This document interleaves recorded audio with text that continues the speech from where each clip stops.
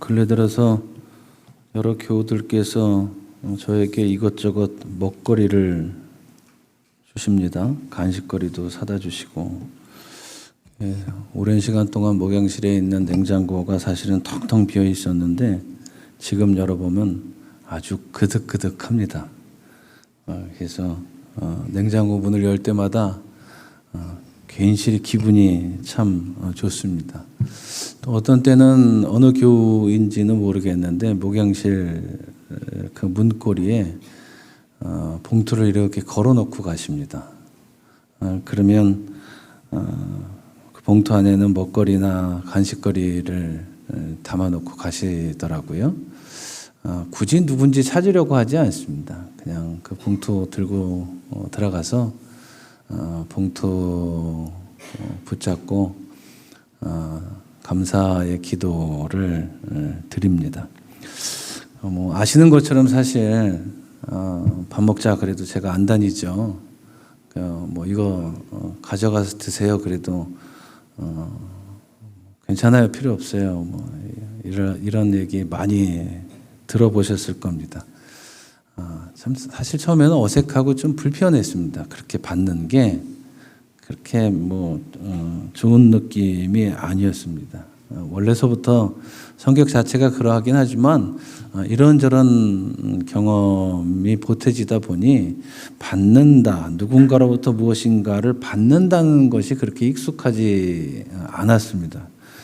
그래서 받게 되면 누군가에게 거의 대부분을 다 그냥 주곤 했었습니다. 그러다 몇 년 전에 말씀을 묵상을 하다가 나눔의 적극성이라는 주제에 대해서 새롭게 묵상을 좀 진지하게 해보기 시작을 했습니다. 아주 단순한 이야기가 제 마음 안에 들어와서 그리스도인으로서 어떤 종류의 어떤 형태의 삶을 살아야 하는지 질문하게 되는 계기인 것이죠. 종종 그럴 때가 있습니다. 우리가 성경을 참 많이 읽고 있습니다. 수십 번, 수백 번 읽은 이야기인데 또 너무나도 잘 알고 있는 이야기인데도 불구하고 어느 날 그 이야기가 내 마음에 들어와서 새롭게 생각하게 되고 그 생각이 발전해서 다른 생각들과 겹쳐지게 되고 새로운 깨달음을 얻게 되고 그 깨달음으로 자신의 삶의 모습을 이리저리 바꾸게 되는 경험을 그리스도인들은 종종 한다고 하는 것이죠. 아브라함이 손님을 대접하는 오늘의 이야기. 뭐 교회 좀 다녀보신 분이라면 아마 수십 번, 수백 번 들으셨을 거고 너무나도 익히 알고 있는 그런 이야기입니다. 거기다가 그 내용 가운데는 주님이라고 하는 그 명칭이 딱 쓰여지니까 이거 잊을래야 잊을 수가 없는 그런 이야기가 되죠. 그래서 이 이야기를 통해서 보통 손님을 잘 대접해라.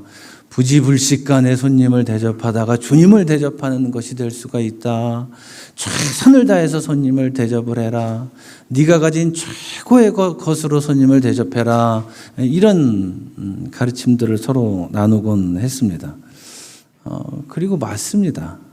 지체를 잘 대접하는 것 그리스도인으로서 당연히 해야 될 일이고 좋은 일입니다. 이왕이면 조금 더 좋은 것으로 대접하려고 애쓰는 모습이 그리스도인다운 모습입니다. 신앙을 떠나서 봐도 한번 생각해 보십시오. 사람 누구 만나는데 저 돈 안 쓰려고 그러고 겨우 쓴다는 게 싸구려나 하나 사주려고 그러고 그런 사람 안 만나게 되죠. 구질구질하게 내가 저런 놈 왜 만나 이런 생각 들면서 잘 안 만나게 됩니다. 신앙이 없어도 그런데 신앙의 영역 안에 들어와서 살아가고 있는 그리스도인이라면 말씀대로 살아야 되고 그렇다면 더 좋은 것으로 더 풍성하게 대접할 줄 아는 사람이 돼야 한다는 것이죠. 아브라함이 이렇게 얘기합니다. 빨리 고운 밀가루, 보통은 다 거친 밀가루인데 그 고운 밀가루를 만들려면 이 품이 많이 들어가는 노동입니다. 그렇게 해서 조금 준비해 놓고 있는 겁니다. 근데 그 고운 밀가루 3쌀을 가지고 와서 반죽을 하여 빵을 좀 구우시오. 거기서 그치지 않습니다. 아브라함이 집짐승 떼가 있는 대로 달려가서 헐레벌떡 가는 겁니다. 그래서 기름진 좋은 송아지 한 마리를, 기름진 좋은 송아지 한 마리, 소 한 마리가 아니라 송아지 한 마리. 이거는 자신이 가진 최고의 것을 지금 대접하기 위해서 준비한다는 것입니다. 기름진 좋은 송아지 한 마리를 끌어다가 하인에게 주니 하인이 재빨리 그것을 잡아서 요리하였다. 자, 고운 밀가루, 기름진 좋은 송아지, 가장 좋은 것으로 대접했습니다. 이런 모습이 보이니 믿음이 있는 사람이라면 누군가를 대접할 때 가장 좋은 것으로 대접할 줄 알아야 하는 것이 그리스도인다운 것입니다. 뭐 그렇다고 무리하라는 거 아닙니다. 뭐 빚을 내서 뭐 자기의 능력을 벗어나서 뭐 대접하라 그런 것 아닙니다. 자신의 한계 내에서 가장 좋은 것을 대접할 줄 아는 마음, 하나님께서는 그 마음을 보신다고 하는 것입니다. 에이, 저 사람은 뭐 내 인생에 별로 이익이 안 되니까 그냥 10,000원짜리 하나 사주고 말지. 이 정도 해주면 그래도 안 사주진 않았잖아? 이건 그리스도인의 마음의 태도가 아닙니다.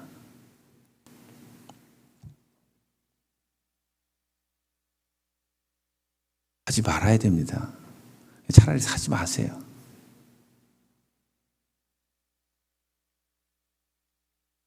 믿음이 없는 사람도 그 정도는 하는데 믿음이 있는 사람이 그렇게 하면 되겠습니까? 베푸는 것은, 주는 것은 참 좋은 일입니다. 아주 기쁜 일이죠. 그래서 종종 이렇게 얘기하죠. 주니 기쁘고 받으니 감사하다. 이렇게들 얘기를 합니다. 그런데 한 가지 좀 생각해 봐야 될 게 있습니다. 주는 사람은 기쁠지 몰라도 받는 사람은 감사하지 못할 수도 있습니다.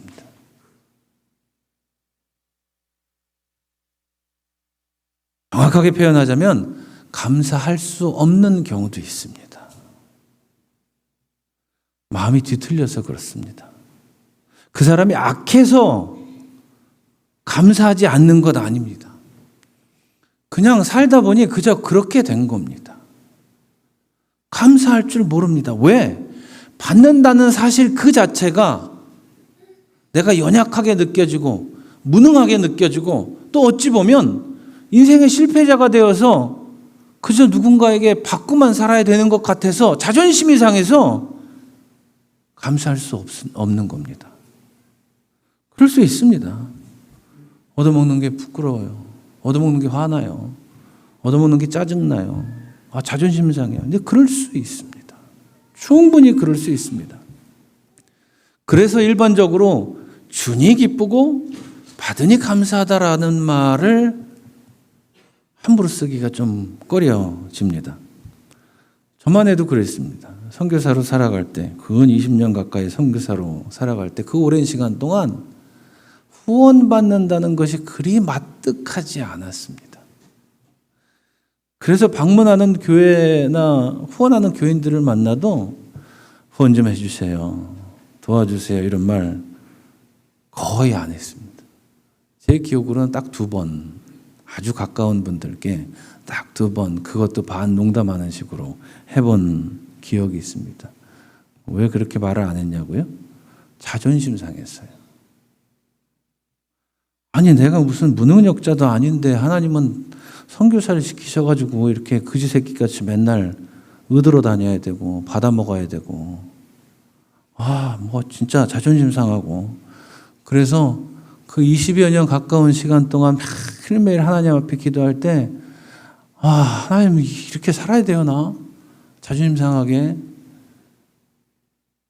후원금 얼마 들어왔는지 이렇게 보고 살아야 돼요? 별로 그렇게 기분이 좋지 않았습니다. 그래서인지 모르겠는데 줬는데도 감사하지 않는 사람들 봐도 별로 그렇게 이상하지 않습니다.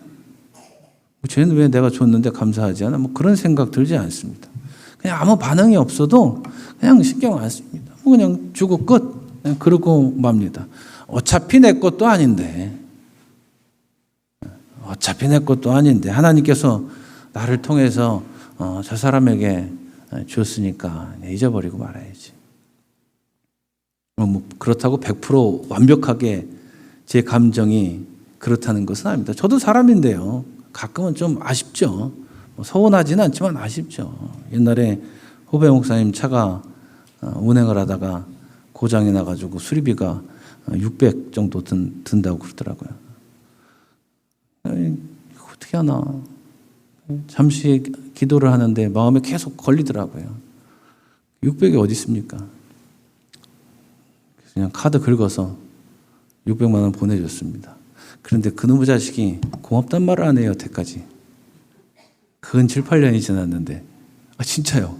얼굴 보는데 고맙다는 얘기를 안 해요. 지금도 종종 만나는데 고맙다는 얘기를 안 해요. 근데 그렇구나. 그럴 수 있지. 내 돈이야. 하나님이 나한테 주신 거니까. 쟤한테 전달된 거니까 뭐 굳이. 그냥 그러고는 마는 겁니다. 우리 교회가 긍휼 사역을 매주 감당하고 있지 않습니까? 참 긍휼 사역에 참여하시는 분들 참 감사하게 생각을 하고 있습니다. 덥기도 하고 때에 따라서는 춥기도 하고 그런데도 그 지하 식당에 모여가지고 음식을 나누어 주는데 또 뭐 그렇다고 해서 무슨 뭐 대단한 반응이라도 나옵니까? 그렇게 매주 주는데도 뭐 교회나 나옵니까? 아무런 결과도 없는 것 같죠. 그러니 긍휼 사역하시는 지체들께서도 아마 이게 뭔가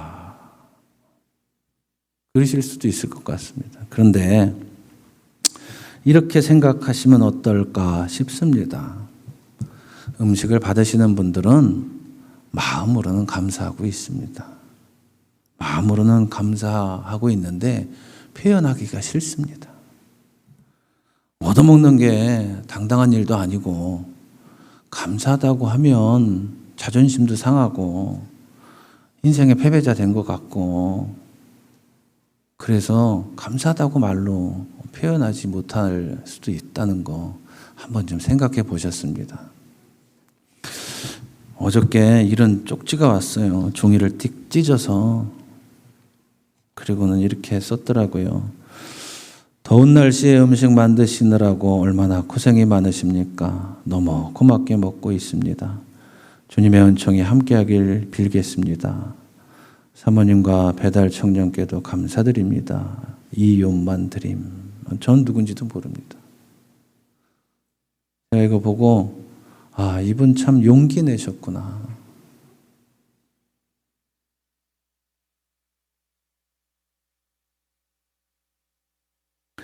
긍휼 사역에 참여하고 계신 지체들 참 감사드립니다. 아무런 반응이 없는데 받으시는 모든 분들 기다리고 감사함으로 받고 있는 겁니다. 설사 그분들 감사해요 라고 말하지 않더라도 사탕 하나 가져오지 않더라도 교회 나오지 않더라도 그런 것에 마음 쓰지 마시고 힘들어하거나 아쉬워하지 마십시오. 오직 이 마음 하나님께서 나를 선택하셔서 이 사역에 참여하게 하셨고 내가 이렇게 하나님을 위해서 믿음의 일을 하다 보면 하나님께서 아브라함에게 주셨던 약속과 같은 무엇인가 특별한 약속을 나한테 주실 거다. 그 믿음으로 사역에 헌신해 주셨으면 좋겠습니다. 오늘 아브라함의 대접에 대한 이야기 중에 사실 제 마음에 들어온 표현은 주님께서 하신 말씀입니다. 좋습니다. 정 그렇게 하라고 하시면 사양하지 않겠습니다. 이 주는 것보다 받는 것에 대한 적극성이 표현된 말입니다. 좋습니다. 정 그러시면 사양하지 않겠습니다. 저같이 받는 것을 불편해하던 사람에게 갑자기 확 들어온 말씀이었습니다. 주님의 말씀이었습니다. 오랜 시간 동안 그래서 이 말씀을 중심으로 받는 것에 대해서 그리스도인으로서 어떤 자세를 가져야 되나 묵상도 하고 자료도 찾아보고 연구도 해보았습니다. 그 결과로 주는 것도 참 소중하고 귀한 일이고 좋은 일이고 기쁜 일이지만 받는 것도 좋은 일이고 기쁜 일이구나라는 것을 깨닫게 되었습니다. 그리스도인은 인생에 있어서 절대로 주체가 될 수 없습니다. 믿음의 사람은 자신의 인생에서 자신이 주체라고 생각하지 않습니다. 오로지 하나님만이 주체가 되시는 분이라고 인정합니다. 또 그래야 믿음의 사람인 겁니다. 아브라함에게 먼저 찾아오신 하나님, 그분은 우리에게도 찾아오셨습니다.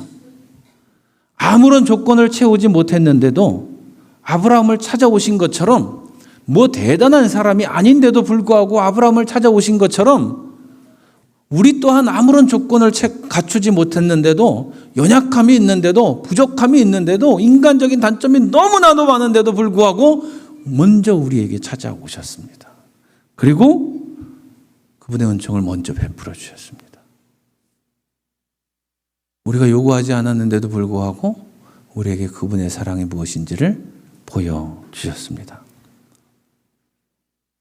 우리는 이미 받은 사람들입니다. 그렇기에 이미 받은 사람으로서 주는 겁니다.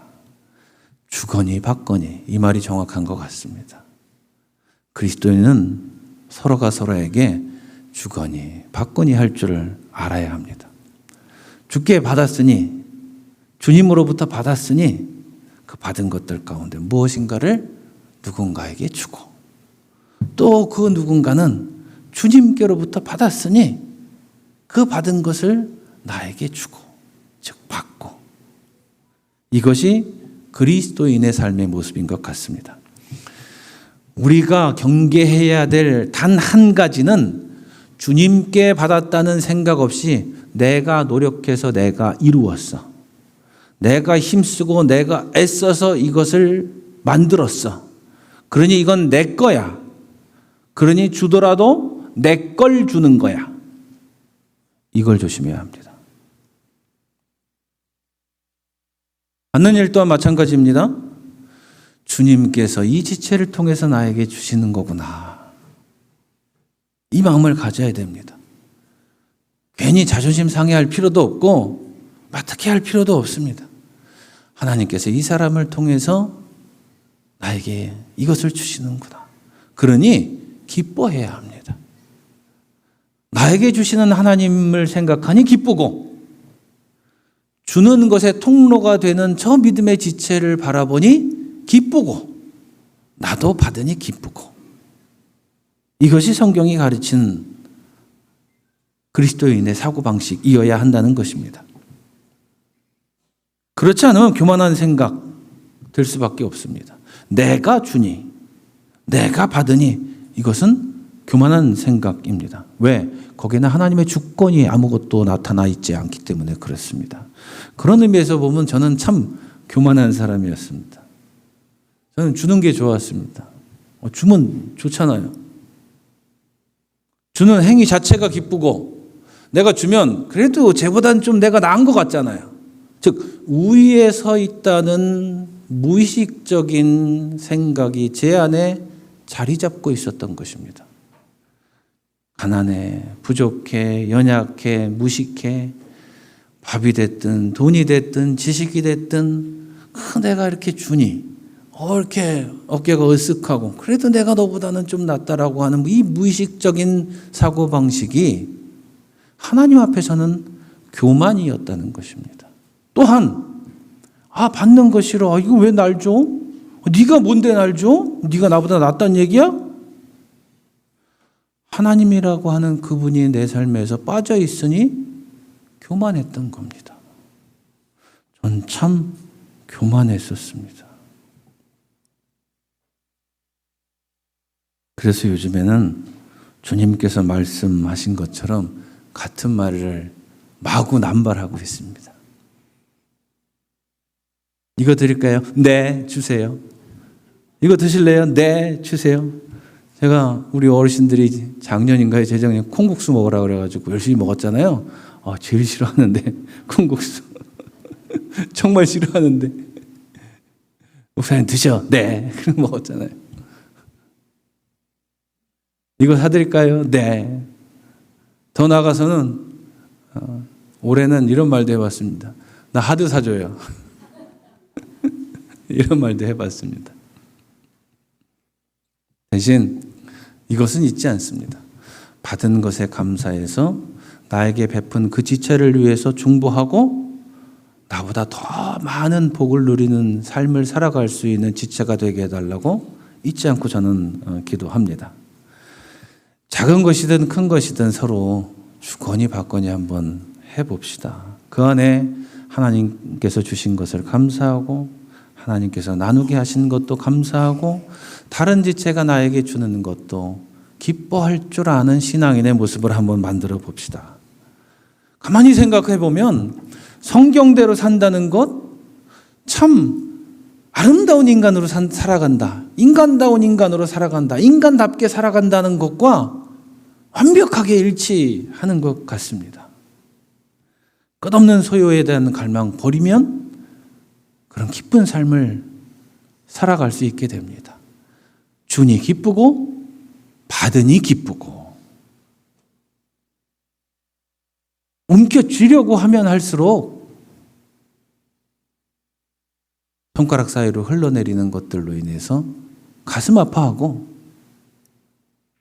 하나님께서 주신 것을 나누지 못해서 교만한 자로 남게 된다는 것입니다.